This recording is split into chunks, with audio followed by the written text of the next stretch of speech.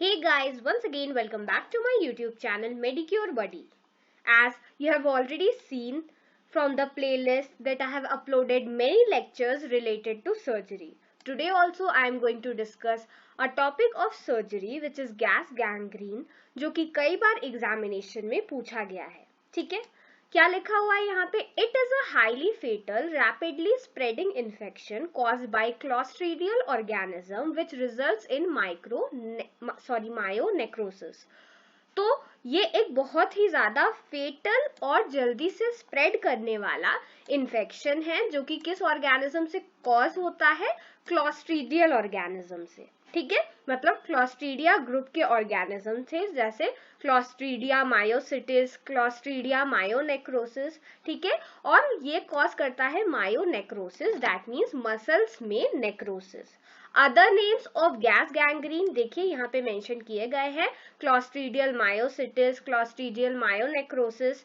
ठीक है, एंड जो मोस्ट इम्पॉर्टेंटली जो ऑर्गेनिज्म कॉज करता है गैस गैंग्रीन, आपको इसका नाम बिल्कुल नहीं भूलना है, and that is nothing but clostridium perfringens. ठीक है, ये ऑर्गेनिज्म कई बार वाइवा में भी पूछा जा सकता है. That this is the organism, इसका दूसरा नाम है क्लॉस्ट्रीडियम वेल्शाई, और ये दोनों ही ऑर्गेनिज्म हैं जो कि रिस्पॉन्सिबल होते हैं 60% ऑफ केसेस में गैस गैंग्रीन को कॉज करने के लिए. ठीक है, ये ग्राम पॉजिटिव बैक्टीरियाज होते हैं, दैट मीन्स ये ग्राम स्टेन को अपने अंदर अब्सॉर्ब कर लेते हैं, और ये एनएरोबिक स्पोर फॉर्मिंग बैक्टीरिया होते हैं, मतलब इनको ऑक्सीजन की रिक्वायरमेंट नहीं होती अपनी लाइफस्टाइल को चलाने के लिए, एंड ये स्पोर फॉर्म करके रिप्रोड्यूस करते हैं. नाउ क्या लिखा हुआ है? क्लॉस्ट्रीडियल गैस गैंग्रीन क्लॉस्ट्रीडियम परफ्रिंजेंस से अगर कॉज होता है तो ये सैक्रोलिटिक है. ठीक है, मतलब ये कार्बोहाइड्रेट्स पे काम करता है, और जो क्लॉस्ट्रीडियम स्पोरोजेंस है ये प्रोटियोलिटिक है, दैट मीन्स ये प्रोटीन्स पे काम करता है. एंड फाइनली ये क्या करेगा? ये एक ऐसा इफेक्ट प्रोड्यूस करेगा जिसकी वजह से बॉडी में कार्बोहाइड्रेट और एसिड्स प्रोड्यूस होंगे. ठीक है, और ये प्रोटीन को भी डाइजेस्ट कर देगा, जिसकी वजह से जो उस जगह की स्किन होती है, आपने देखा होगा गैंग्रीन में काफी ज्यादा ब्लैक हो जाती है.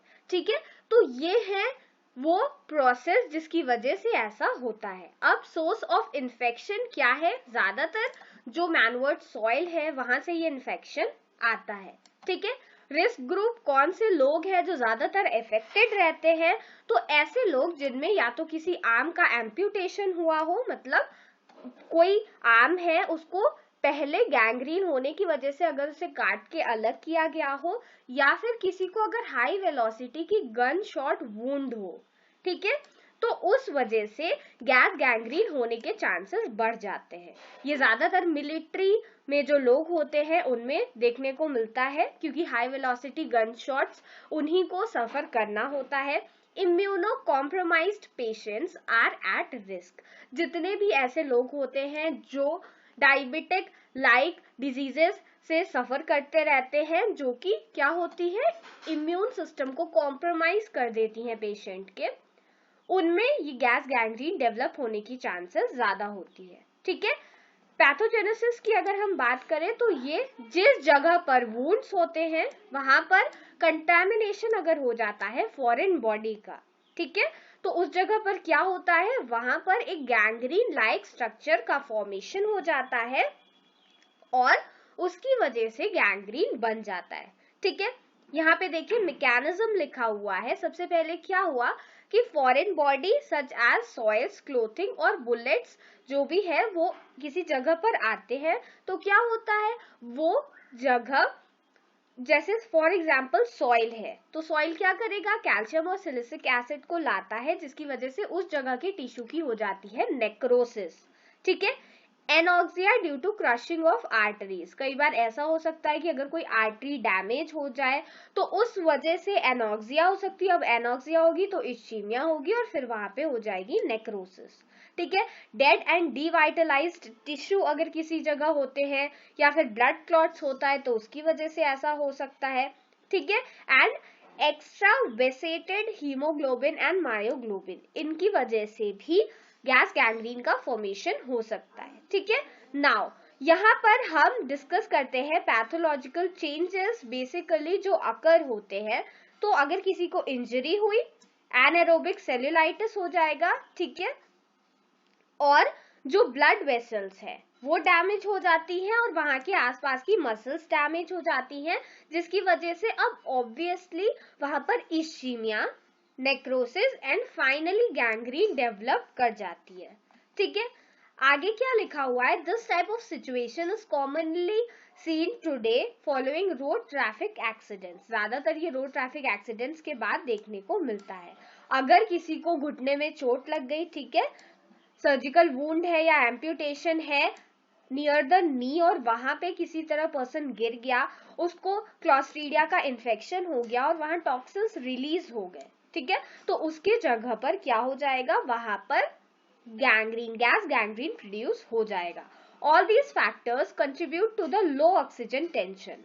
Now as we have already seen that clostridial organism जो होता है ये एनारोबिक ऑर्गेनिज्म होता है, और जहां पर चोट लगी होती है वहां पे ब्लड वेसल्स डैमेज होने की वजह से ब्लड सप्लाई कम होती है। ब्लड सप्लाई कम होगी तो ऑक्सीजन की सप्लाई कम होगी एंड एज अ रिजल्ट वो एक फेवरेबल कंडीशन बन जाती है for the growth of clostridial organism. ठीक है, अब जब वो ऑर्गेनिज्म आ गया तो वो पावरफुल टॉक्सिन्स रिलीज करना शुरू कर देता है, जिसकी वजह से सारे क्लिनिकल फीचर्स अपीयर होना स्टार्ट हो जाते हैं। वो टॉक्सिन्स क्या है, देखिए यहाँ पर लिखा है लेसिथिनेज।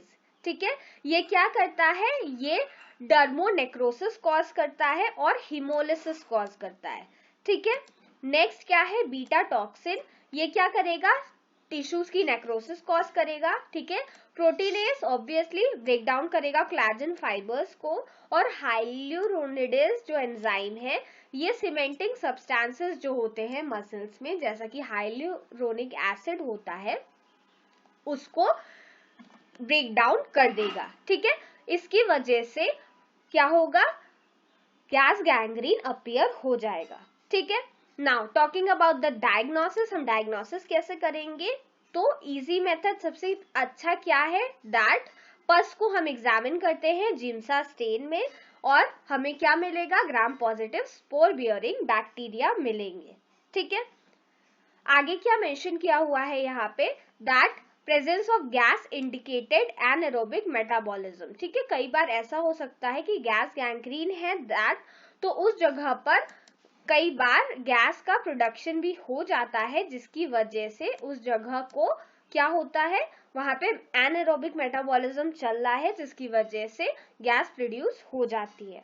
ठीक है, प्रोफाइलैक्सिस कैसे करेंगे हम, अगर इसकी करनी है तो ये क्योंकि हाईली फेटल है, ठीक है, तो हमें इसका प्रिंसिपल मैनेजमेंट करना होगा।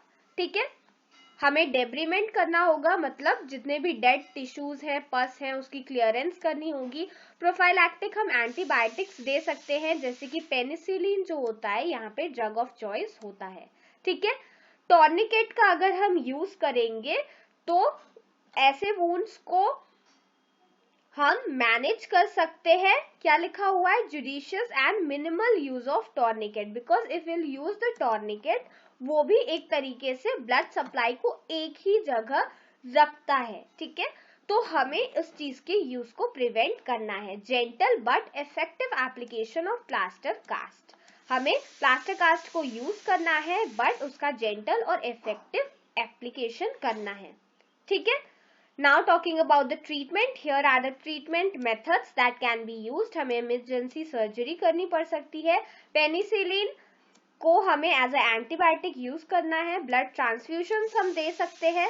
ठीक है, कई बार हाइपरबेरिक ऑक्सीजन, ठीक है, मतलब एट लो प्रेशर हम अगर ऑक्सीजन को प्रोवाइड करेंगे, सॉरी एट हाई प्रेशर, तो क्या होगा, जो टॉक्सिन है ऑर्गेनिज्म में प्रोड्यूस हो रहे हैं वो उसको रिड्यूस करने में हमारे काम आएगी। ठीक है, so this was it about gas gangrene. This question is most frequently asked in your examination, इसीलिए ये मैंने क्वेश्चन आपको एक्सप्लेन किया हुआ है। Friends, there is a playlist on this channel of surgery, जिसमें मैंने एग्जाम के सारे इंपॉर्टेंट क्वेश्चंस डिस्कस किए हुए हैं। तो प्लीज आप उस प्लेलिस्ट को एक बार विजिट करिएगा। In the coming 10 days I am going to publish many topics regarding surgery जो कि एग्जामिनेशन में पूछे जाते हैं। तो प्लीज बहुत हेल्प होगी अगर आप कुछ इंपॉर्टेंट टॉपिक्स को कमेंट सेक्शन में ड्रॉप डाउन कर लो, ताकि मैं जल्दी से जल्दी उस पे वीडियोस अपलोड करके आप तक पहुंचा पाऊं। So this is it about today's session. I hope you have enjoyed it. Please like this video and subscribe to Medicure Buddy so that you never miss any updates. Thank you.